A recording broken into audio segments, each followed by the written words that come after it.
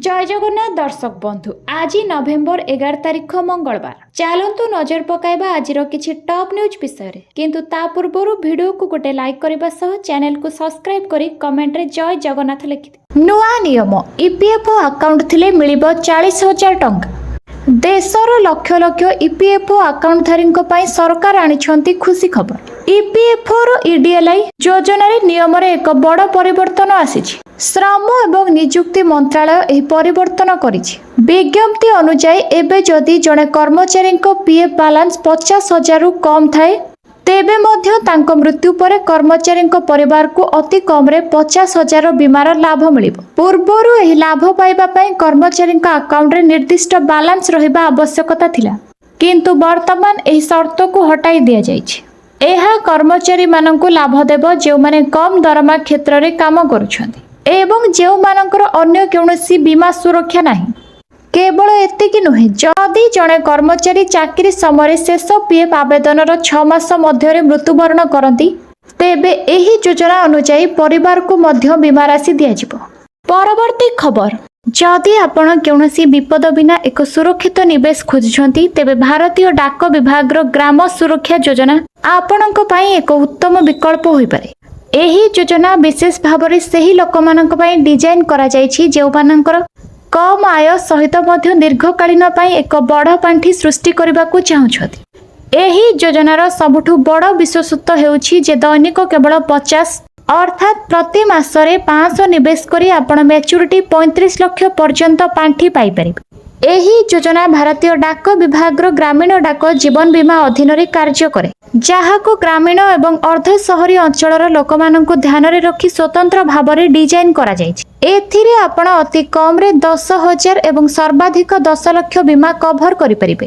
बयस सीमा विषय रे कहिबाकू गले 19 रु 55 वर्ष पर्यंत जे कोनसी भारतीय नागरिक एही योजना रे शामिल होई परिबे। ग्राम सुरक्षा योजना रे प्रीमियम देवा पई निवेशक माननकु अनेक विकल्प मिलिथाय। मासिक त्रैमासिक अर्धवार्षिक किंबा वार्षिक प्रीमियम दे परिबे। एहा व्यतीत निवेशक माने एही योजना माध्यम रे 4 वर्ष परे मध्य ऋण नै परिबे। आवश्यक हेले एही पॉलिसी को 3 वर्ष परे मध्य सरेंडर करा जाय परिबो किंतु जदि 5 वर्ष पूर्वरु सरेंडर करा जाय तेबे बोनस रो सुविधा मिलिबो। परवर्ती खबर केंद्र सरकार अष्टम वेतन कमिशन लागू करिबा दिगरे एक बड़ पदक्षेप नेइछथि। एथिपाई टीओआर प्रस्तुत करा जायछि एवं कमिशनर 1 जनवरी 2026 रु कार्यकारी हेबार आशा करा जाउछि। एहा परे केंद्र सरकारी कर्मचारी माने दरमा वृद्धि पाइबे किंतु राज्य सरकारी कर्मचारी माने तुरंत एही सुविधा पाइबे नाही। आसंतु जानिबा अष्टम वेतन कमिशन लागू हेबार केते दिन परे राज्य कर्मचारी माने एहार सुविधा पाइबे। जेतेबेले कौनसी राज्य सरकार नूतन वेतन कमिशन ग्रहण करने निष्पत्ति नियंती सेतेबेले संशोधित वेतन स्केल केबे कार्यकारी हेबो ताहा उल्लेख करी एक विज्ञप्ति जारी करते। जदिओ कार्यान्वयन को परे भी करा जाय परिबो किंतु साधारणतः एही तारीख को लाभ बंटन करा जाय जहा केंद्र सरकार कार्यकारी तारीख सहित समान। एहार अर्थ हेउछि जेतेबेले राज्य द्वारा वेतन कमिशन लाभ शेष में मंजूर हुए कर्मचारी माननकु कार्यकारी तारीखरु पुराना एवं नूतन दरमा मध्यरे थिबा बकेया प्रदान करा जाय। राज्यर आर्थिक क्षमता उपरे निर्भर करी बकेया दरमा किस्ती रे प्रदान करा जाय पारे। परवर्ती खबर केंद्र सरकार देशर बैंकिंग क्षेत्र रे गुरुत्वपूर्ण परिवर्तन आनिबा पई योजना करूछंती जहार फलस्वरूप सरकार बैंक गुड़िकर महामिश्रण पई प्रस्तुति चलाइछंती। देश में बैंक गुड़िकर मिश्रण करी एक विश्व स्तरीय बैंक प्रतिष्ठा करने को केंद्र सरकार योजना करुछंती। देश में थिबा समस्त बैंक मिश्रण घटाई केवल 5टी बैंक रखा प्रस्ताव थिबा सूचना मिली। रिपोर्ट अनुसार नीति आयोग सुपारिश आधार रे सरकार छोट सार्वजनिक क्षेत्र में बैंक गुड़ी को बड़ बैंक सहित मिश्रण करती। एपरी हेले Indian overseas bank, central bank of India, bank of India, bank of Baroda एवं बैंक ऑफ महाराष्ट्र मिश्रण हेब तेबे यह ग्राहक मानक पई किछिटा समस्या आनी पारे। मिश्रण परे बैंक गुडी को नूतन बैंक पई समस्त प्रासंगिक डॉक्यूमेंट प्रक्रियाकरण करबा को पड़िबो जहा सेमानकर कार्यभार वृद्धि करिबो। भारत एबे विश्व स्तरीय बैंक प्रतिष्ठा लक्ष्य रे आगु को बढ़ुछि। उद्देश्य रही एभली बैंक प्रतिष्ठा करबा जहा भित्तिभूमि मैन्युफैक्चरिंग एवं टेक्नोलोजी भली बृहत आवश्यकता को पूरण करबा सहित बड़ आकार रे ऋण दे परिबो। ନଭେମ୍ବର 6 ତାରିଖରେ ଏସ୍ୟୁଆଇର ଏକ କନକ୍ଲେଭରେ ଯୋଗଦେଇ ରାଷ୍ଟ୍ରାୟତ୍ତ ବ୍ୟାଙ୍କର ଦ୍ୱିତୀୟ ପର୍ଯ୍ୟାୟ ମିଶ୍ରଣ ନେଇ କେନ୍ଦ୍ର ଅର୍ଥମନ୍ତ୍ରୀ ନିର୍ମଳା ସୀତାରମଣ ସଂକେତ ଦେଇଥିଲେ। ଦେଶକୁ ଅନେକ ବଡ଼ ଆଉ ବିଶ୍ୱସ୍ତରୀୟ ବ୍ୟାଙ୍କର ଆବଶ୍ୟକତା ଅଛି। ତେଣୁ ଆମକୁ ଆର୍ବିଆଇ ଏବଂ ଅନ୍ୟ ବ୍ୟାଙ୍କଗୁଡ଼ିକ ସହିତ ବସି ଏନେଇ ଆଲୋଚନା କରିବାକୁ ପଡ଼ିବ ବୋଲି ସୀତାରମଣ କହିଥିଲେ। ପୂର୍ବରୁ ମଧ୍ୟ କିଛି ବ୍ୟାଙ୍କର ମିଶ୍ରଣ କରାଯାଇ ସାରିଛି। ଏଥର କେଉଁ ମିଶ୍ରଣ କରାଯିବ ତା ପଛରେ ବଡ଼ ଉଦ୍ଦେଶ୍ୟ ଲୁଚି ରହିଛି ବୋଲି କୁହାଯାଉଛି। ପରବର୍ତ୍ତୀ ଖବର, ବିହାରରେ ଆଜି ପଡ଼ିବ ଶେଷ ପର୍ଯ୍ୟାୟ ଭୋଟ। 100ରୁ ଅଧିକ ଆସନରେ 18% ଦଳିତ ଭୋଟରମାନଙ୍କ ଭୋଟ ନିର୍ଣ୍ଣାୟକ ହୋଇପାରେ। କୁହାଯାଉଛି ବିଜୟର ଚାବି ଏବେ ଦଳୀୟ ସମ୍ପ୍ରଦାୟଙ୍କ ହାତରେ। ରାଜନୈତିକ ବିଶ୍ଳେଷଣଙ୍କ ମତରେ ରାଜ୍ୟର ମୋଟ ଭୋଟରଙ୍କ ମଧ୍ୟରୁ ପ୍ରାୟ 18% ଦଳୀୟ ସମ୍ପ୍ରଦାୟର, ଯାହା ଶାସକ ଓ ବିରୋଧୀ ଉଭୟଙ୍କ ଭାଗ୍ୟ ନିର୍ଦ୍ଧାରଣ କରିବ। ଏହି ପର୍ଯ୍ୟାୟରେ 100ରୁ ଅଧିକ ଆସନରେ ଦଳୀୟମାନଙ୍କ ପ୍ରତ୍ୟକ୍ଷ ପ୍ରଭାବ ରହିଛି। ସେମାନଙ୍କ ସମର୍ଥନ ହିଁ ରାଜନୈତିକ ଦଳ ପାଇଁ ରାଜ୍ୟରେ କିଏ ମୁକୁଟ ପିନ୍ଧିବ ତାହା ନିର୍ଣ୍ଣୟ କରିବ। ପ୍ରାୟ 100ଟି ଆସନରେ ଦଳୀୟ ବର୍ଗର ଭୋଟରଙ୍କ ସଂଖ୍ୟା 30ରୁ 40 ହଜାର ମଧ୍ୟରେ। ସରକାର ଗଠନ ପାଇଁ ଏହି ଭୋଟ ବ୍ୟାଙ୍କ ଉପରେ ଏବେ ସମସ୍ତଙ୍କ ନଜର। ପରବର୍ତ୍ତୀ ଖବର, ନଭେମ୍ବରରେ ଆସିବାକୁ ଯାଉଛି ପିଏମ୍ ଆବାସ ପକ୍କା ଘର ପାଇଁ 1,20,000 ଟଙ୍କା। ନଭେମ୍ବରରେ ମିଳିବାକୁ ଯାଉଛି ପିଏମ୍ ଆବାସ ପକ୍କା ଘର। ଘର ପାଇବେ ହିତାଧିକାରୀ। ଆରମ୍ଭ ହେବାକୁ ଯାଉଛି ପିଏମ୍ ଆବାସ ଯୋଜନା ବଣ୍ଟନ ପ୍ରକ୍ରିୟା। ପର୍ଯ୍ୟାୟକ୍ରମେ ଆବାସ ଘର ଦେବେ କେନ୍ଦ୍ର ସରକାର। ଆମ ପ୍ରିୟ ପ୍ରଧାନମନ୍ତ୍ରୀ ନରେନ୍ଦ୍ର ମୋଦିଙ୍କ ଜନ୍ମଦିନ ଉପଲକ୍ଷେ ଦିଆଯିବ ପିଏମ୍ ଆବାସ ପକ୍କା ଘର। ଗଣମାଧ୍ୟମରେ ବହୁତ ଜୋରରେ ଚର୍ଚ୍ଚା ଧରିଥିଲା। ପ୍ରଧାନମନ୍ତ୍ରୀ ଆବାସ ଯୋଜନାରେ ଘର ଖଣ୍ଡେ ପାଇବାକୁ ଅପେକ୍ଷା କରିଥିବା ଲକ୍ଷ ଲକ୍ଷ ଗରିବ ପରିବାରଙ୍କ ପାଇଁ ଆସିଛି ଖୁସି ଖବର। ନଭେମ୍ବର ମାସରୁ ଆରମ୍ଭ ହେବ ପିଏମ୍ ଆବାସ ଯୋଜନା ବଣ୍ଟନ ପ୍ରକ୍ରିୟା। ପର୍ଯ୍ୟାୟକ୍ରମେ ଦିଆଯିବ ଆବାସ ଘର। ଭାଗ ହୋଇଥିବା ଏବଂ ଭିନ୍ନକ୍ଷମ ହିତାଧିକାରୀଙ୍କୁ ମଧ୍ୟ ଘର ଦେବେ ସରକାର। ଏହା ସହ ନଭେମ୍ବରରେ ପ୍ରଧାନମନ୍ତ୍ରୀଙ୍କ ଜନ୍ମଦିନ ଅବସରରେ ଅନ୍ତୋଦୟ ଯୋଜନାରେ ହିତାଧିକାରୀଙ୍କୁ ଘର ବାଣ୍ଟିବେ ସରକାର। ପରେ ପର୍ଯ୍ୟାୟକ୍ରମେ ଘର ପାଇବେ ସମସ୍ତ ହିତାଧିକାରୀ ଏବଂ ଯେଉଁମାନେ ଆୟକରଦାତା ହୋଇନଥିବେ ସେମାନଙ୍କର ଘର ଘର ବୋଲି ତର୍ଜମା ସରିଲାଣି। ବହୁତ ଶୀଘ୍ର ନୂଆ ଲିଷ୍ଟ ଆସିଯିବ। ପରବର୍ତ୍ତୀ ଖବର, ରାସନ କାର୍ଡ ଧାରୀଙ୍କ ପାଇଁ ଖୁସି ଖବର। ଏଣିକି ମାସକୁ ମିଳିବ 1,000 ଟଙ୍କା। ଜାଣନ୍ତୁ କେମିତି ପାଇବେ। ଲୋକଙ୍କ ସୁବିଧା ପାଇଁ ସରକାର ବିଭିନ୍ନ ସମୟରେ ଭିନ୍ନ ଭିନ୍ନ ଯୋଜନା ପ୍ରଣୟନ କରିଥାନ୍ତି, ଯାହାଦ୍ୱାରା କୋଟି କୋଟି ଲୋକ ଉପକୃତ ହୁଅନ୍ତି। ସରକାର ଏକ ଯୋଜନା ଘୋଷଣା କରିଛନ୍ତି ଯାହା ଏକ ବଡ଼ ବର୍ଗର ଲୋକଙ୍କୁ ଲାଭ ଦେବ। ବିଶେଷ କରି ଏହି ଯୋଜନା ସେହି ପରିବାର ପାଇଁ ସବୁଠାରୁ ଲାଭଦାୟକ ଯେଉଁମାନଙ୍କର ଆର୍ଥିକ ଅବସ୍ଥା ଭଲ ନାହିଁ। ଏହି ଯୋଜନା ଅଧୀନରେ ସେହି ପରିବାରଗୁଡ଼ିକ ଖାଦ୍ୟଶସ୍ୟ ସହିତ ଟଙ୍କା ମିଳିବ। ପ୍ରତି ମାସରେ 1,000 ଟଙ୍କା ମିଳିବ। ଏହି ଯୋଜନାର ଲାଭ ଉଠାଇବା ପାଇଁ ପ୍ରଥମେ ଆପଣ ଜଣେ ରାସନ କାର୍ଡ ଧାରକ ହେବା ବାଧ୍ୟତାମୂଳକ। ଆପଣଙ୍କର ବାର୍ଷିକ ଆୟ 2 ଲକ୍ଷ ଟଙ୍କାରୁ କମ୍ ହେବା ଉଚିତ। ରାସନ କାର୍ଡରେ ଇକେୱାଇସି ଥିବା ଉଚିତ। ରାସନ କାର୍ଡର ଇକେୱାଇସି ଅବଧି ବଢ଼ି ନଭେମ୍ବର 30 କରାଯାଇଛି। ତେଣୁ ଯଥାଶୀଘ୍ର ଯେଉଁମାନଙ୍କର ଇକେୱାଇସି କରିନାହାନ୍ତି ସେମାନେ ବାୟୋମେଟ୍ରିକ ଦେଇ ଇକେୱାଇସି କରାଇ ନିଅନ୍ତୁ ଏବଂ ରାସନ କାର୍ଡର ଲାଭ ଉଠାନ୍ତୁ। ପରବର୍ତ୍ତୀ ଖବର, ସାହାରା ଜମାକାରୀଙ୍କୁ ମିଳିବ ଆଉ 5,000 କୋଟି। ସୁପ୍ରିମକୋର୍ଟ ଦେଲେ ଅନୁମତି। ସାହାରା ଇଣ୍ଡିଆର ଜମାକାରୀମାନଙ୍କୁ ଆଉ 5,000 କୋଟି ଟଙ୍କା ଫେରସ୍ତ ମିଳିବ। କେନ୍ଦ୍ର ସରକାରଙ୍କ ଅନୁରୋଧ କ୍ରମେ ସୁପ୍ରିମକୋର୍ଟ ଏ ସଂକ୍ରାନ୍ତରେ ନିର୍ଦ୍ଦେଶ ଦେଇଛନ୍ତି। ଭାରତୀୟ ପ୍ରତିଭୂତି ଓ ବିନିମୟ ବୋର୍ଡ ସେବି ନିକଟରେ ସାହାରା ଗ୍ରୁପ ପକ୍ଷରୁ ଜମା କରାଯାଇଥିବା ପ୍ରାୟ 25,000 କୋଟି ରାଶିରୁ 5,000 କୋଟି ଟଙ୍କା ପ୍ରଦାନ କରିବା ପାଇଁ ବିଚାରପତି ସୂର୍ଯ୍ୟକାନ୍ତ ଓ ବିଚାରପତି ଜୟମାଲ୍ୟ ବାଗଚୀଙ୍କ ଖଣ୍ଡପୀଠ ନିର୍ଦ୍ଦେଶ ଦେଇଛନ୍ତି। ସାହାରା ଗ୍ରୁପ ଅଫ୍ କୋଅପରେଟିଭ ସୋସାଇଟିର ଜମାକାରୀମାନଙ୍କୁ ଏହି ଅର୍ଥ ଫେରସ୍ତ କରାଯିବ, ଯାହା ସାହାରା ସେବି ରିଫଣ୍ଡ ଖାତାରୁ କେନ୍ଦ୍ରୀୟ ସମବାୟ ସମିତି ନିବନ୍ଧକଙ୍କୁ ଦିଆଯିବ। ଆବଶ୍ୟକ ଯାଞ୍ଚ ପରେ କେନ୍ଦ୍ରୀୟ ସମବାୟ ସମିତି ନିବନ୍ଧକ ଏହି ଅର୍ଥ ଜମାକାରୀମାନଙ୍କୁ ପ୍ରଦାନ କରିବେ। ସୁପ୍ରିମକୋର୍ଟର 2023 ମାର୍ଚ୍ଚ ଆଦେଶରେ ଦିଆଯାଇଥିବା ପ୍ରକ୍ରିୟା ଅନୁରୂପ ଏହା ସମ୍ପାଦିତ ହେବ। ଏଥିସହିତ 2023 ଡିସେମ୍ବରରେ ଆବଣ୍ଟିତ 5,000 କୋଟି ଟଙ୍କାର ବିତରଣ ପାଇଁ ଅନ୍ତିମ ତାରିଖ 2025 ଡିସେମ୍ବର 31 ବୃଦ୍ଧି କରି 2026 ଡିସେମ୍ବର 31 କରାଯାଇଛି। ପିନାକ ପାଣି ମହାନ୍ତି ଜନସ୍ୱାର୍ଥ ମାମଲାରେ କେନ୍ଦ୍ର ସରକାର ଦାଖଲ କରିଥିବା ଆବେଦନ ଉପରେ ସୁପ୍ରିମକୋର୍ଟ ଏହି ଆଦେଶ ଦେଇଛନ୍ତି। ପରବର୍ତ୍ତୀ ଖବର, ରଥଯାତ୍ରା ସମୟରେ ରଥ ସାମ୍ନାରେ ଘଟିଥିବା ଦଳଚକଟା ଘଟଣାରେ 7 ଜଣ ପୋଲିସ ଅଫିସରଙ୍କ ଉପରେ ଶୃଙ୍ଖଳାଗତ କାର୍ଯ୍ୟାନୁଷ୍ଠାନକୁ ନେଇ ଏବେ ଚର୍ଚ୍ଚା ଜୋର। ସରକାର ତ କାର୍ଯ୍ୟାନୁଷ୍ଠାନ ନେଲେ, କିନ୍ତୁ ଏଆଇ କ୍ୟାମେରା ନଜରରେ ଥିବା ରଥଯାତ୍ରା କାହିଁକି ଫେଲ୍ ମାରିଲା ତାକୁ ନେଇ ଉଠିଛି ପ୍ରଶ୍ନ। रथयात्रा बेले प्रथम करी भिड़ नियंत्रण में नियोजित होता AI based drone 275 T AI camera लगा जाइथिला। एआई सहायता भिड़ नियंत्रण करुथिले पुलिस अधिकारी। हेले काहींकि विफल हैला एआई व्यवस्था ताकु नै प्रश्न उठिछि। 275 टी एआई कैमेरा पई 18 कोटी टंकार टेंडर होइथिला। तेबे एआई कैमेरा ठीक भाबे काम न करिबा ओ परिस्थिति अधिकारी अवहेला जोगु दलाचकटा होइछि बोली विरोधी अभियोग आनिछथि। गोटिए पटे एआई व्यवस्था फेल मारिला, सेपटे भिड़ नियंत्रण पई जो वरिष्ठ अधिकारी को दायित्व दिया जायतिला सेमाने ठीक भाबे काम करिनथि। द्वार फिटा समय नीति अधिकारी मध्य उपस्थित नथिले। बिना सूचना रे रथ उपरे द्वार फिटा जोगु ही दलाचकटा होइतिला। अर्थात श्रीमंदिर प्रशासन मध्य जानि नथिले कि केतेबेले द्वार फिटा हेबो। एहा छडा नंदीघोष सम्मुखरे 4 माळ गदा होइथिबारु भक्त माने बाहरी पारि नथिले। श्रीमंदिर प्रशासन अधिकारी माने एनै काहाकू अवगत कले नाही। फलरे दलाचकटा हेला। परवर्ती खबर आसीगला महिलांको पई लक्षपति हेबार सुजोग। गरीब और पछुआ वर्गर आर्थिक सहायता क्षेत्र में विकास पई अनेक योजना कार्यकारी करुछंती उभय केंद्र सरकार और राज्य सरकार। एहा द्वारा कोटी कोटी हिताधिकारी उपकृत भी हेउछंती। एभली योजना माध्यम रे सरकार स्वावलंबी हेबाकू चाहुथिबा व्यक्ति विशेषों को बिना कौनसी सुधरे किंबा कम सुधरे ऋण भी जोगाई देउछंती। एही क्रम रे महिलांको पई भी कार्यकारी हेउछि स्वतंत्र योजना। महिला मानक आर्थिक क्षेत्र में सशक्त करने दिगरे निरंतर कार्य करुछंती केंद्र सरकार। एही प्रयासर अंश स्वरूप आरंभ होइछि लक्षपति दीदी योजना।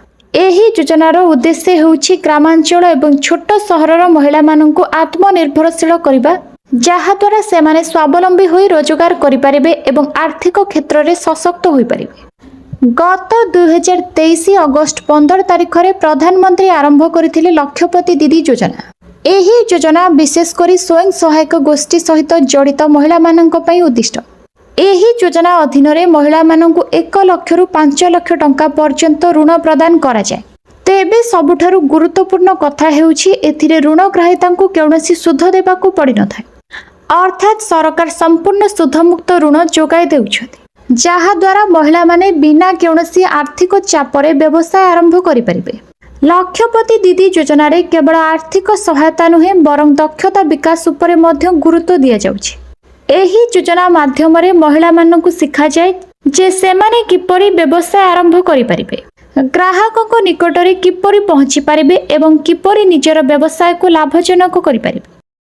परवर्ती खबर आयुष्मान कार्ड को नहीं बड़ खबर। मागणा चिकित्सा देशर प्रत्येक नागरिकों अधिकार। तेणु भारत सरकार जनसाधारण को मागणा चिकित्सा जोगाई देबा पई आयुष्मान योजना आरंभ करिछथि। एही योजना अधीन रे लोक माने एक आयुष्मान कार्ड पाई परिबे एवं एही सुविधार लाभ उठाई परिबे। आपणको चिकित्सार समस्त खर्च सरकार बहन करନ୍ତି। आयुष्मान कार्ड माध्यम रे चिकित्सा सुविधा प्रत्येक हॉस्पिटल रे उपलब्ध, ताहा बेसरकारी हेउ किंबा सरकारी। तेणु समस्ते यार लाभ पाई परिबे। तथापि अधिकांश लोक द्वंद्व रे अछंती कि आयुष्मान कार्ड पाई परिबे एवं किए पाई परिबो नाही। एपरि परिस्थिति रे आमे आपनकु कहिबु जे केवल गोटे क्लिक रे किए आयुष्मान कार्ड पाई परिबो ताहा किपरि जानि परिबे। जेउ मानकर नाम एससीसीसी 2011 तालिका रे अंतर्भुक्त किंबा जातीय स्वास्थ्य प्राधिकरण रेकर्ड रे योग्य विवेचित सेमाने ए सुविधा पाई परिबे। एहा सहित जेउ माने असंगठित क्षेत्र रे काम करंती, गरीब श्रेणीर टिकस दियंती नाही, अर्थात आर्थिक भावरे असहाय, घर मालिक नुहंती, पीएफ पाई नाहंती किंबा ईएसआईसी सुविधा पाई नाहंती, सेमाने समस्त एही कार्ड पाई परिबे। आपण mera.pmjoy.government.in वेबसाइट को परिदर्शन करी मध्य एहा जांच करि परिबे। परवर्ती खबर डिसेंबर 1 रु आरंभ हेबो संसदर शीतकालीन अधिवेशन। 1 रु आरंभ होई 19 तारिख पर्यंत चलिबो अधिवेशन। राष्ट्रपति अनुमोदन मिलिथिबा नै संसदीय मंत्री किरण रिजिजू से कहिछंती जे राष्ट्रपति द्रौपदी मुर्मू सरकारी प्रस्तावित अधिवेशन तारीख को अनुमोदन करिछंती। सोशल मीडिया रे पोस्ट करी किरण कहिछंती भारतर माननीय राष्ट्रपति द्रौपदी मुर्मू डिसेम्बर 1 2025 रु डिसेम्बर 19 2025 पर्यंत संसदर शीतकालीन अधिवेशन पर सरकार प्रस्ताव को अनुमोदन करिसेंति। एक गठनमूलक एवं फलप्रद अधिवेशन पर अपेक्षा करुछि जहाँ आमर गणतंत्र को मजबूत करिवो एवं लोकों को आकांक्षा पूर्ण करिवो। परवर्ती खबर, केंद्र सरकार प्रधानमंत्री उज्ज्वला योजना ओडिशार ग्राम और गरीब परिवारों एक बड़ आशीर्वाद साबित होइछि। एही योजना अनुसार गरीब महिला मानक मागणार एलपीजी गैस सिलिंडर और चूल्हा दिया जाउछि।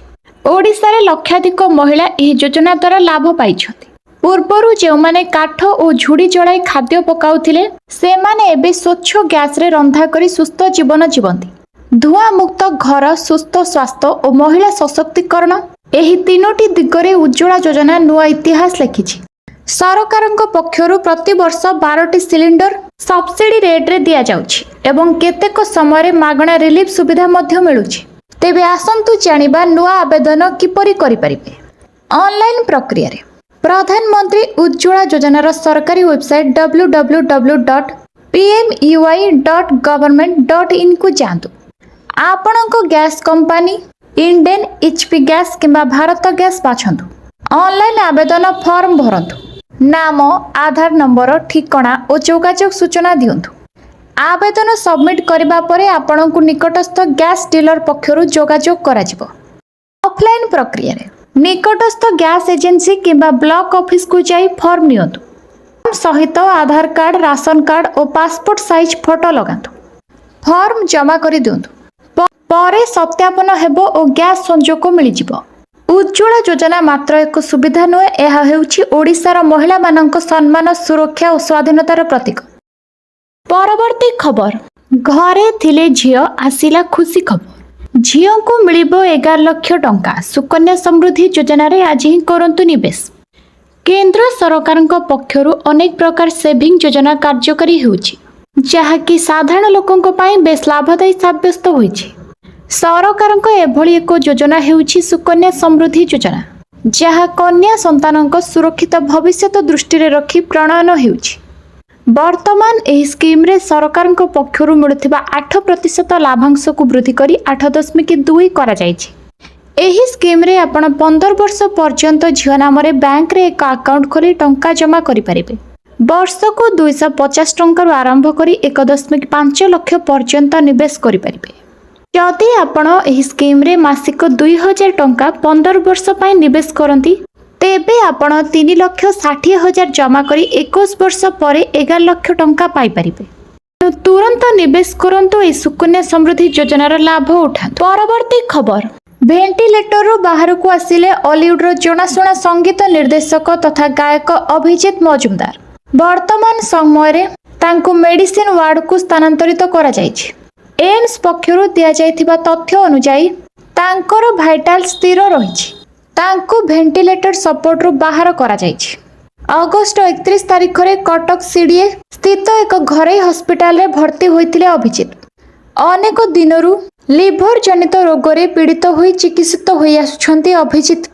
गत गणेश पूजा दिन हठात असुस्थ होई पड़िथिबारु परिवार तथा आत्मीय माने तांको एक घरे हॉस्पिटल रे भर्ती करथिले। सेबेठारु से कोमारे रहिछथि। एहा परे गत सेप्टेम्बर 4 तारिख रे अभिजीत मजुमदार को भुवनेश्वर एम्स को अणा जायथिला। सेठारे तांकर निरंतर चिकित्सा चलिछि। सूचना अनुसार गत अक्टोबर 23 रे तांकर एमआरआई ब्रेन स्कैन करा जायथिबा बेले रिपोर्ट रे मध्य कौनसी सुधार देखा जाय नथिला।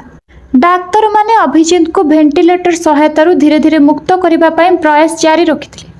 वर्तमान से स्पोंटानियस मोड भेंटिलेटर सपोर्ट रे रहिथिले। ता सत्वे भी तांकर न्यूरोलॉजिकल समस्या रे कौनसी सुधार होई नथिला ओ से कोमारे थिले। तांकु सुस्थ करिबा पई परिवार और डाक्तर माने उद्यम चलाइथिले भी एपर्यंत विशेष सुफल मिली नाही। परवर्ती खबर, पुणी थरे टारिफ रे लाभ बखाणिले Donald Trump. Social media post रे से कहिछंती जे तांको नेतृत्व रे अमेरिका क्रमागत भाबरे आगकु बढ़ुछि एवं टारिफ रे समालोचना करुथिबा लोकन को मूर्ख बोली कहिछंती। एहा सहित से टारिफ राजस्व को प्राय प्रत्येक अमेरिका को $2,000 लाभांश भाव में देखा प्रतिश्रुति ଏହା ସହିତ ସେ ଟାରିଫ ରାଜସ୍ୱରୁ ପ୍ରାୟ ପ୍ରତ୍ୟେକ ଆମେରିକଙ୍କୁ $2000 ଲାଭାଂଶ ଭାବରେ ଦେବାକୁ ପ୍ରତିଶ୍ରୁତି ମଧ୍ୟ ଦେଇଛନ୍ତି। ନିଜ ଟାରିଫରେ ବିଶ୍ୱକୁ ଭୟଭୀତ କରୁଥିବା ଡୋନାଲ୍ଡ ଟ୍ରମ୍ପ ଆମେରିକାକୁ ଦେଉଥିବା ଲାଭକୁ ନେଇ କ୍ରମାଗତ ଭାବେ କହି ଆସୁଛନ୍ତି। ଟ୍ରୁଥ ସୋସିଆଲ ପ୍ଲାଟଫର୍ମରେ ଏକ ନୂଆ ପୋଷ୍ଟରେ ସେ ନିଜ ବାଣିଜ୍ୟ ନୀତିର ପ୍ରଚାର କରିଛନ୍ତି ଏବଂ ଦାବି କରିଛନ୍ତି ଯେ ତାଙ୍କ ନେତୃତ୍ୱରେ ଆମେରିକା ବିଶ୍ୱର ସବୁଠାରୁ ଧନୀ ଓ ସବୁଠାରୁ ସମ୍ମାନିତ ଦେଶ, ଯେଉଁଥିରେ ରେକର୍ଡ ଷ୍ଟକ୍ ମୂଲ୍ୟ ଉଚ୍ଚ 401 କ ବାଲାନ୍ସ ଏବଂ କାରଖାନାଗୁଡ଼ିକରେ ମଧ୍ୟ ବୃଦ୍ଧି ଘଟୁଛି। ଡୋନାଲ୍ଡ ଟ୍ରମ୍ପ ଆମେରିକାରେ ଆର୍ଥିକ ସୁଦୃଢ଼ତାର ମୁଖ୍ୟ କାରକ ଭାବରେ ଟାରିଫକୁ ବ୍ୟବହାର କରି ଏହାକୁ ସମର୍ଥନ କରିଛନ୍ତି। ଏହା ସହିତ ସେ ଏହା ବିରୁଦ୍ଧରେ ଥିବା ଲୋକମାନଙ୍କୁ ଏବଂ ଟାରିଫର ସମାଲୋଚନା କରୁଥିବା ଲୋକଙ୍କୁ ମଧ୍ୟ ନିଶାନା କରିଛନ୍ତି। ସେ ନିଜ ପୋଷ୍ଟରେ ଲେଖିଛନ୍ତି, ଯେଉଁମାନେ ଟାରିଫ ବିରୁଦ୍ଧରେ ଅଛନ୍ତି ସେମାନେ ମୂର୍ଖ। ଆମେରିକୀୟ ରାଷ୍ଟ୍ରପତି ଯୁକ୍ତି କରିଛନ୍ତି ଯେ ଟାରିଫ ନିବେଶ ଓ ରୋଜଗାର ସୁଯୋଗକୁ ପ୍ରୋତ୍ସାହିତ କରିଛି। ଟାରିଫର ସମାଲୋଚକମାନଙ୍କୁ ମୂର୍ଖ କହି ରାଷ୍ଟ୍ରପତି ଡୋନାଲ୍ଡ ଟ୍ରମ୍ପ ନିଜ ଟ୍ରୁଥ ସୋସିଆଲ ପୋଷ୍ଟରେ ଏକ ବଡ଼ ପ୍ରତିଶ୍ରୁତି ଦେଇ କହିଛନ୍ତି ଯେ ୟୁଏସ୍ ଟାରିଫ ରେଭିନ୍ୟୁରୁ ପ୍ରାୟ ସମସ୍ତ ଆମେରିକମାନଙ୍କୁ ଟାରିଫ ଲାଭାଂଶ ଭାବରେ $2000 ପ୍ରଦାନ କରାଯିବ। ଏହା ସ୍ପଷ୍ଟ କରିନାହାନ୍ତି ଯେ ଏହି ପେମେଣ୍ଟ କିପରି ଓ କେବେ ହେବ। ପରବର୍ତ୍ତୀ ଖବର, ପିଏମ୍ କିଷାନର 21ତମ କିସ୍ତି କେବେ ଆସିବ ଜଣାପଡ଼ିଗଲା। ଆସନ୍ତୁ ଜାଣିବା, କେନ୍ଦ୍ର ସରକାର ଚାଷୀଙ୍କ ପାଇଁ ଅନେକ ଯୋଜନା ଚଳାଇଛନ୍ତି, ଯାହା ଲକ୍ଷ ଲକ୍ଷ ଚାଷୀଙ୍କୁ ସିଧାସଳଖ ଲାଭ ପହଞ୍ଚାଉଛି। ଆଜି ମଧ୍ୟ ଦେଶର ଅନେକ ଚାଷୀ ଆର୍ଥିକ ଭାବରେ ଅସୁରକ୍ଷିତ ଅଛନ୍ତି। ତେଣୁ ସେମାନଙ୍କୁ ସହାୟତା ପ୍ରଦାନ କରିବା ପାଇଁ ପ୍ରଧାନମନ୍ତ୍ରୀ କିଷାନ ସମ୍ମାନ ନିଧି ଯୋଜନା ଆରମ୍ଭ କରାଯାଇଥିଲା। ଏହି ଯୋଜନା ଅଧୀନରେ ଚାଷୀମାନେ ପ୍ରତିବର୍ଷ 6000 ଅନୁଦାନ ପାଆନ୍ତି। ଏହା 3ଟି କିସ୍ତିରେ ସିଧାସଳଖ ସେମାନଙ୍କ ବ୍ୟାଙ୍କ ଆକାଉଣ୍ଟକୁ ପଠାଯାଏ। ଏପର୍ଯ୍ୟନ୍ତ ଯୋଜନାର 20ଟି କିସ୍ତି ଜାରି କରାଯାଇଛି। ତେବେ ଆସନ୍ତୁ ଜାଣିବା ଏହି ପ୍ରସଙ୍ଗରେ ସରକାରଙ୍କ ପକ୍ଷରୁ ସର୍ବଶେଷ ଅପଡେଟ୍ ଏବଂ ଚାଷୀମାନେ କେବେ ପରବର୍ତ୍ତୀ କିସ୍ତି ପାଇବାର ଆଶା କରିପାରିବେ ତାହା କହିବୁ। ପ୍ରଧାନମନ୍ତ୍ରୀ କିଷାନ ସମ୍ମାନ ନିଧି ଯୋଜନାର ପରବର୍ତ୍ତୀ କିସ୍ତି ପାଇଁ ଚାଷୀଙ୍କ ଅପେକ୍ଷା ବଢ଼ିଯାଇଛି।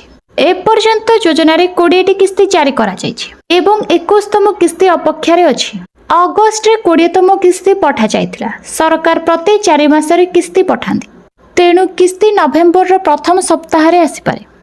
ତଥାପି ସରକାରଙ୍କ ପକ୍ଷରୁ ଏପର୍ଯ୍ୟନ୍ତ କୌଣସି ସରକାରୀ ଘୋଷଣା କରାଯାଇନାହିଁ। ସରକାରୀ ସୂଚନା ପରେ ହିଁ ତାରିଖ ଜଣାପଡ଼ିବ। ଚାଷୀମାନେ ସରକାରୀ ପୋର୍ଟାଲରେ ସେମାନଙ୍କର ଯୋଜନାର ସ୍ଥିତି ଯାଞ୍ଚ କରିପାରିବେ। ପରବର୍ତ୍ତୀ ଖବର, ସୁଭଦ୍ରା ହିତାଧିକାରୀଙ୍କ ପାଇଁ ଖୁସି ଖବର। ଆପଣ ପାଇନାହାନ୍ତି କି ସୁଭଦ୍ରାର ତୃତୀୟ କିସ୍ତିର ଟଙ୍କା? ଆପଣଙ୍କ ଆକାଉଣ୍ଟକୁ ଯାଇନି କି ସୁଭଦ୍ରାର ସମସ୍ତ କିସ୍ତିର ଟଙ୍କା? ତେବେ ଏବେ ହିଁ କରନ୍ତୁ ଆବେଦନ। ସୁଭଦ୍ରାର ତୃତୀୟ କିସ୍ତିର ଟଙ୍କା ରାକ୍ଷୀ ପୂର୍ଣ୍ଣିମା ଦିନ କିଛି ମହିଳାଙ୍କୁ ମିଳିଥିବା ବେଳେ ଆଉ କିଛି ମହିଳାଙ୍କୁ ଏପର୍ଯ୍ୟନ୍ତ ସୁଭଦ୍ରା ଟଙ୍କା ମିଳିନି। ଯେଉଁମାନେ ସୁଭଦ୍ରା ଟଙ୍କାରୁ ବଞ୍ଚିତ ଅଛନ୍ତି ସେମାନଙ୍କ ପାଇଁ ଖୁସି ଖବର, କାରଣ ପୁଣି ଖୋଲାଯାଇଛି ସୁଭଦ୍ରା ଅଭିଯୋଗ ପୋର୍ଟାଲ। ଯଦି ଆପଣମାନେ ଯୋଗ୍ୟ ହିତାଧିକାରୀ ସୁଭଦ୍ରା ଟଙ୍କା ପାଇବାରୁ ବଞ୍ଚିତ ଅଛନ୍ତି, ତେବେ ଆପଣ ସୁଭଦ୍ରା ଅଭିଯୋଗ ପୋର୍ଟାଲ ମାଧ୍ୟମରେ ଆପ୍ଲାଏ କରିପାରିବେ ଏବଂ ଆପଣଙ୍କର ଯଦି କୌଣସି ଅଭିଯୋଗ ଅଛି ତେବେ ଶୀଘ୍ର ଜଣାନ୍ତୁ। ଯଦି ଆପଣଙ୍କ ଅଭିଯୋଗ ସତ ହୋଇଥିବ ଏବଂ ଆପଣ ଜଣେ ଯୋଗ୍ୟ ହିତାଧିକାରୀ ହୋଇଥିବେ, ତେବେ ସିଧାସଳଖ 20,000 ଟଙ୍କା ପାଇପାରିବେ। ଯେଉଁମାନଙ୍କୁ 21 ବର୍ଷ ହୋଇଗଲାଣି ସେମାନେ ମଧ୍ୟ ସେମାନଙ୍କର ଉପଯୁକ୍ତ ପ୍ରମାଣପତ୍ର ଦେଇ ସୁଭଦ୍ରା ପୋର୍ଟାଲରେ ଆପ୍ଲାଏ କରି ଲାଭ ଉଠାଇ ପାରିବେ ଏବଂ ଚତୁର୍ଥ କିସ୍ତି ପାଇପାରିବେ। ପରବର୍ତ୍ତୀ ଖବର, ଭାରତୀୟ ରିଜର୍ଭ ବ୍ୟାଙ୍କ ଏବେ ସୁନା ସହ ଚାନ୍ଦି ବା ରୂପା ଉପରେ ମଧ୍ୟ ଲୋନ୍ ଦେବାକୁ ଅନୁମତି ଦେଇଛି। ଅର୍ଥାତ୍ ଯଦି ଆପଣଙ୍କ ପାଖରେ ରୂପାର ଗହଣା ବା ଚାନ୍ଦିର କଏନ୍ ଅଛି, ତେବେ ଆପଣ ଏହାକୁ ବ୍ୟାଙ୍କରେ ବନ୍ଧା ରଖି ଋଣ ଆଣିପାରିବେ।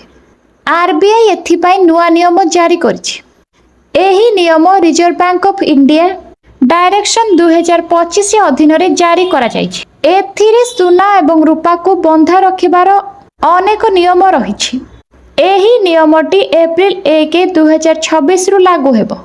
ସୁନା ବା ରୂପାର ମୂଲ୍ୟ ଧାର୍ଯ୍ୟ କରିବା ଲାଗି ବ୍ୟାଙ୍କ ବା ଏନବିଏଫସି ଗତ 30 ଦିନ ମଧ୍ୟରେ କ୍ଲୋଜିଂ ମୂଲ୍ୟ ବା ଗତ ଦିନର କ୍ଲୋଜିଂ ମୂଲ୍ୟକୁ ଯାହା କମ୍ ହେବ ସେହି ଆଧାରରେ ହିସାବ କରାଯିବ। ଏହି ମୂଲ୍ୟ ଆଇବିଜେଏ ବା କୌଣସି ମାନ୍ୟତା ପ୍ରାପ୍ତ କମୋଡିଟି ଏକ୍ସଚେଞ୍ଜର ଜାରି କରି ଦର ଉପରେ ଆଧାରିତ ରହିବ। ଗହଣା ଉପରେ ଲାଗିଥିବା ଷ୍ଟୋନ୍ ବା ଅନ୍ୟ ମେଟାଲର ମୂଲ୍ୟ ଏଥିରେ ସାମିଲ କରାଯାଇବନି। ବ୍ୟବସାୟୀଙ୍କ ଉପସ୍ଥିତିରେ ଗହଣା ବା ଚାନ୍ଦିକୁ ପରଖାଯିବ। ଏହି ମୂଲ୍ୟର ଏକ ପ୍ରମାଣିତ ରିପୋର୍ଟ ବ୍ୟାଙ୍କ ଦେବ। ଲୋନ୍ ଏଗ୍ରିମେଣ୍ଟରେ ସମସ୍ତ ଫିସ୍, ନିଲାମ ପ୍ରକ୍ରିୟା ଏବଂ ରିଫଣ୍ଡ ସମୟସୀମା ସ୍ପଷ୍ଟ ଭାବେ ଲେଖାଯିବ। ସମସ୍ତ ଡକ୍ୟୁମେଣ୍ଟ ଏବଂ ସୂଚନା ଲୋକାଲ ଭାଷା ବା ଗ୍ରାହକଙ୍କ ଚୟନ ଭାଷାରେ ପ୍ରଦାନ କରାଯିବ। ବନ୍ଧା ପଡ଼ିଥିବା ଚାନ୍ଦି ବା ସୁନା ବ୍ୟାଙ୍କର ସୁରକ୍ଷିତ ସ୍ଥାନରେ ରଖାଯିବ। ଏଥିସହ ବେଳେବେଳେ ଅଡିଟ୍ ଏବଂ ଯାଞ୍ଚ କରାଯିବ। ପରବର୍ତ୍ତୀ ଖବର, ବିପର୍ଯ୍ୟସ୍ତ ଅବସ୍ଥାରେ ଯାଜପୁର ଜିଲ୍ଲାର ପ୍ରବେଶ ଦ୍ୱାର ଚଣ୍ଡିଖୋଲ। ରାଜ୍ୟ ତଥା ଦେଶର ଅର୍ଥନୀତିକୁ ସମୃଦ୍ଧ କରିବାରେ ପ୍ରମୁଖ ଭୂମିକା ନେଉଥିବା ଏହି ବଜାର ଦ୍ୱାରା ଏହି ବଜାର ପ୍ରତି ଜାତୀୟ ରାଜପଥ କର୍ତ୍ତୃପକ୍ଷଙ୍କ ବୈମତୃକ ମନୋଭାବକୁ ପ୍ରଶ୍ନ ଉଠୁଛି। ବଡ଼ଚଣା ବ୍ଲକର ପ୍ରମୁଖ ବଜାର ଚଣ୍ଡିଖୋଲ। ଯାଜପୁର ଜିଲ୍ଲାର ପ୍ରବେଶ ଦ୍ୱାର କୁହାଯାଉଥିବା ଚଣ୍ଡିଖୋଲକୁ ସଂଯୋଗ କରୁଛି କେନ୍ଦ୍ରାପଡ଼ା, ଜଗତସିଂହପୁର, ଭଦ୍ରକ, ଢେଙ୍କାନାଳ। ଗୋଟିଏ ପଟରେ ବନ୍ଦର ନଗର ପାରାଦୀପ, ଅନ୍ୟପଟେ ଶିଳ୍ପନଗରୀ କଳିଙ୍ଗନଗର। ହେଲେ ଜାତୀୟ ରାଜପଥ କର୍ତ୍ତୃପକ୍ଷଙ୍କ ଅଧୀନରେ ଆସୁଥିବା ଏହି ବଜାରଟି ଏବେ ସମ୍ପୂର୍ଣ୍ଣ ବିପର୍ଯ୍ୟସ୍ତ। କୁଢ଼ ଅଳିଆ ଆବର୍ଜନା ସାଙ୍ଗକୁ ଅସମ୍ପୂର୍ଣ୍ଣ ରାସ୍ତାଘାଟ ଅସନ୍ତୋଷ ବଢ଼ାଉଛି। ଚଣ୍ଡିଖୋଲରୁ ପାରାଦୀପ ଜାତୀୟ ରାଜପଥ ସମ୍ପ୍ରସାରଣ କାମ ଚାଲିଥିବା ବେଳେ ଛକକୁ ଲାଗିଥିବା ରାସ୍ତାଗୁଡ଼ିକ ଅସମ୍ପୂର୍ଣ୍ଣ ହୋଇପଡ଼ିଛି। ପ୍ରତିଦିନ ଛକକୁ ଶହ ଶହ ଗାଡ଼ି ଯାତାୟାତ କରୁଛି, ହେଲେ ଯାତ୍ରୀ ନିବାସଟିଏ ନାହିଁ। ପୂର୍ବ ସରକାରଙ୍କ ସମୟରେ ଯେଉଁ ସୌରଚାଳିତ ପାନୀୟ ଜଳ ପ୍ରକଳ୍ପ କରାଯାଇଥିଲା ତାହା ଏବେ ଅଚଳ। ଛକର ବିଭିନ୍ନ ସ୍ଥାନରେ କୁଢ଼ ଅଳିଆ ପଡ଼ୁଛି। ଭେଣ୍ଡିଂ ଜୋନ୍ ନଥିବାରୁ ରାସ୍ତା କଡ଼ରେ ବେପାର ବସୁଛନ୍ତି। ଖାଲି ସେତିକି ନୁହେଁ, ଛକରେ ଥିବା ଅସମ୍ପୂର୍ଣ୍ଣ ଫ୍ଲାଏଓଭର ଲୋକଙ୍କୁ ଯନ୍ତ୍ରଣା ଦେଉଛି। ନିକଟରେ ରାଜ୍ୟ ସରକାର ଏହି ବଜାରକୁ ଏନ୍ଏସି ମାନ୍ୟତା ଦେଇଛନ୍ତି, ହେଲେ ଏହାର ବିକାଶ ଦିଗରେ ସରକାର ମୁହଁ ମୋଡ଼ି ଦେଇଥିବା ଭଳି ମନେ ହେଉଛି। ପରବର୍ତ୍ତୀ ଖବର, ରାଜଧାନୀ ଦିଲ୍ଲୀର ପବନ ଏବେ ଜହର ପାଲଟିଛି। ପ୍ରତି ନିଶ୍ୱାସରେ ଲୋକେ ଫୁସ୍ଫୁସ୍କୁ ପ୍ରଦୂଷଣ ନେଉଛନ୍ତି। ଏଥିରେ ଆଶା କରାଯାଉଛି କ୍ଲାଉଡ୍ ସିଡିଂ ଲୋକଙ୍କୁ ଆଶ୍ୱସ୍ତି କରିବ। ହେଲେ ଏବେ ବି ଏହି ପ୍ରୟୋଗର ସମୟ ଓ ବୈଜ୍ଞାନିକ ତର୍କ ଉପରେ ପ୍ରଶ୍ନ ଉଠିଲାଣି। ପାଣିପାଗ ବିଜ୍ଞାନୀମାନେ ଦିଲ୍ଲୀ ଆକାଶରେ ବାଦଲ କି କାକର ନଥିବା କଥା ପ୍ରଥମରୁ କହିଥିଲେ, ଏଣୁ ବର୍ଷା ସମ୍ଭାବନା ପାଖାପାଖି ନଥିଲା। ଏଥିରେ ସରକାର କ୍ଲାଉଡ୍ ସିଡିଂ କରି କୋଟି କୋଟି ଟଙ୍କା ବରବାଦ କରିଥିବା ବେଳେ ଲୋକ ନିଶ୍ୱାସ ପ୍ରଶ୍ୱାସ ନେବାକୁ ଛଟପଟ ହେଉଛନ୍ତି। ଦିଲ୍ଲୀର ବିଷାକ୍ତ ବାୟୁ ଏବେ କେବଳ ବର୍ଷା ପରୀକ୍ଷଣର ବିଫଳତାକୁ ଦେଖାଇନି, ମାନବ ଶରୀର ଭିତରେ ହେଉଥିବା ପ୍ରତିକ୍ରିୟାକୁ ଦେଖାଉଛି। ଗୁରୁଗ୍ରାମ ମୈଦାନ୍ତ ହସ୍ପିଟାଲ ଫୁସ୍ଫୁସ୍ ବିଶେଷଜ୍ଞ ଡକ୍ଟର ଅରବିନ୍ଦ କୁମାର କହିଛନ୍ତି ଯେ ଗତ 30 ବର୍ଷରେ ସେ ଦିଲ୍ଲୀର ଲୋକଙ୍କୁ ଫୁସ୍ଫୁସ୍ରେ ଡରାଇବା ଭଳି ପରିବର୍ତ୍ତନ ଦେଖିଛନ୍ତି। ପୂର୍ବରୁ ଲୋକଙ୍କ ଫୁସ୍ଫୁସ୍ ଗୋଲାପୀ ରଙ୍ଗର ଥିଲା, ଯାହା ସେମାନେ ସ୍ୱଚ୍ଛ ବାୟୁରେ ନିଶ୍ୱାସ ନେଉଥିଲେ ବୋଲି ପ୍ରମାଣିତ କରୁଥିଲା। ହେଲେ ଏବେ ଲୋକଙ୍କ ଫୁସ୍ଫୁସ୍ କଳା ପଡ଼ିଗଲାଣି। ଡାକ୍ତର କହିଛନ୍ତି ଯେ ଫୁସ୍ଫୁସ୍ର ଏପରି ସ୍ଥିତି କେବଳ ଧୂମପାନ କରୁଥିବା ଓ କାରଖାନାରେ କାମ କରୁଥିବା କର୍ମଚାରୀଙ୍କ ଠାରେ ଦେଖାଯାଉନଥିଲା, ହେଲେ ଏବେ ପିଲା ଓ ମହିଳାଙ୍କ ଫୁସ୍ଫୁସ୍ ମଧ୍ୟ ଧୂମ୍ରପାନକାରୀଙ୍କ ଫୁସ୍ଫୁସ୍ ଭଳି ଦେଖାଯାଉଛି। ବିଶେଷଜ୍ଞଙ୍କ କହିବା କଥା ହେଉଛି ଦିଲ୍ଲୀରେ କେବଳ କୃତ୍ରିମ ବର୍ଷା ଅଥବା ସଡ଼କରେ ପାଣି ସିଞ୍ଚନ କଲେ କୌଣସି ବଡ଼ ଫରକ ଦେଖିବାକୁ ମିଳିବନି। ଏଣୁ ଲୋକେ ସ୍ୱଚ୍ଛ ବାୟୁ ଦାବି କରିବା ଦରକାର। ଏଣୁ ଯଦି ସମ୍ଭବ ହେଉଛି ଲୋକେ ଦିଲ୍ଲୀର ବିଷାକ୍ତ ପବନରୁ ବାହାରକୁ ଯାଇ ସ୍ୱଚ୍ଛ ବାୟୁରେ ନିଶ୍ୱାସ ନିଅନ୍ତୁ। ପରବର୍ତ୍ତୀ ଖବର, ଓଡ଼ିଶାର ନୂଆପଡ଼ା ଉପନିର୍ବାଚନ ପାଇଁ ସମାଜବାଦୀ ପାର୍ଟି ସଭାପତି ତଥା ବରିଷ୍ଠ ନେତା ଅଖିଳେଶ ସିଂ ଯାଦବ ରବିବାର ଅପରାହ୍ନରେ ଦଳୀୟ ପ୍ରାର୍ଥୀ ରମାକାନ୍ତ ହାତୀଙ୍କ ପାଇଁ ଜନସଭାରେ ପ୍ରଚାର କରିଛନ୍ତି। ସ୍ଥାନୀୟ ପୋଲିସ ପଡ଼ିଆରେ ଜୟ ଜଗନ୍ନାଥ ଉଚ୍ଚାରଣ କରି ସେ ନିଜର ଉଦ୍ବୋଧନ ଆରମ୍ଭ କରିଥିଲେ।